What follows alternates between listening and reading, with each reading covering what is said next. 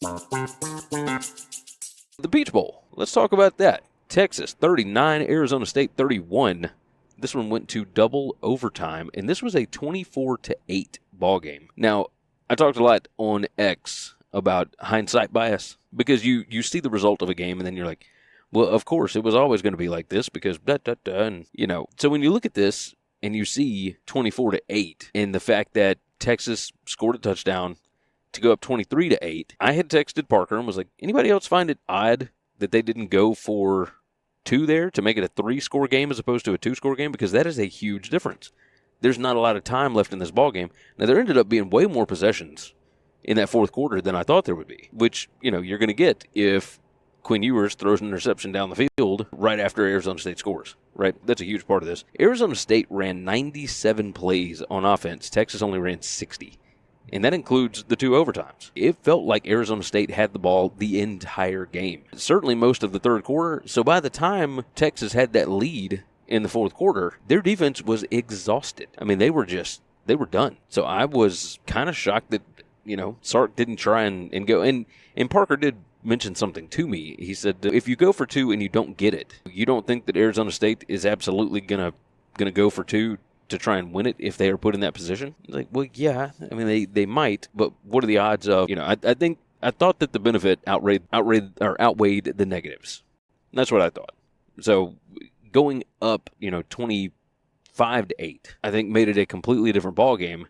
And instead it was 24-8, and we ended up with, a double overtime game that, you get to a certain point. Texas had 4th and 13, and they were down by 7 points.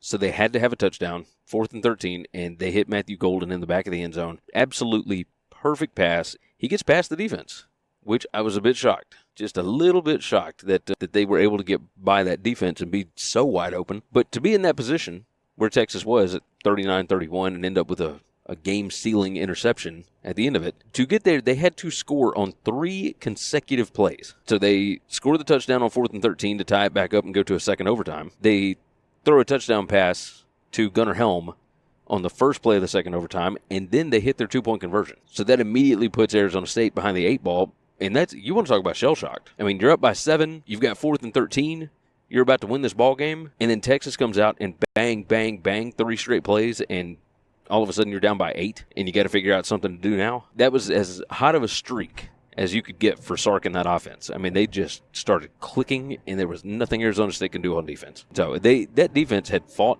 against Texas all day. Leavitt and Scatteraboo are absolute dogs. It took a while for them to get clicking. They were able to move the ball quite a bit, couldn't kick field goals, couldn't get the ball in the end zone, could not finish drives for the longest time. And then in that fourth quarter, they found a way to come back and make one hell of an ending of a ball game, because it didn't seem like it was going to be much of a ball game for much of it. I mean, this was, 17-3 at the half, flipped on a dime. It was very, very entertaining and an incredible ball game. It was a whole lot of fun. The fake punt to the big guy in the fourth quarter that got them down the field, I mean, I guess that was in the third quarter.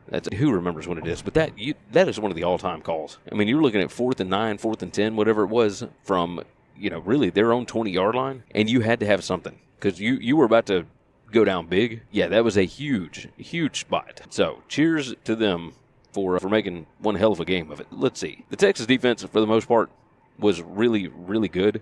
Now, Arizona State did outgain them like 500 yards to 375, 525 to 375. It was like a 150-yard advantage for Arizona State. But when you can't finish the drives, that's how you end up with the situation that you're in. I was kind of surprised that Texas didn't use Isaiah Bond any. He was in, but they focused on Matthew Golden and Gunnar Helm. So they did what they needed to do, and now do they have a test coming up. I mean, you get past this next one.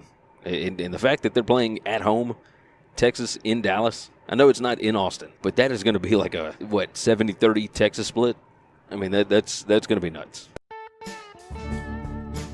Thanks for listening to Winning Cures Everything. Make sure and follow me on Twitter @GaryWCE. If you want to toss in a question, you can email me, Gary@winningcureseverything.com.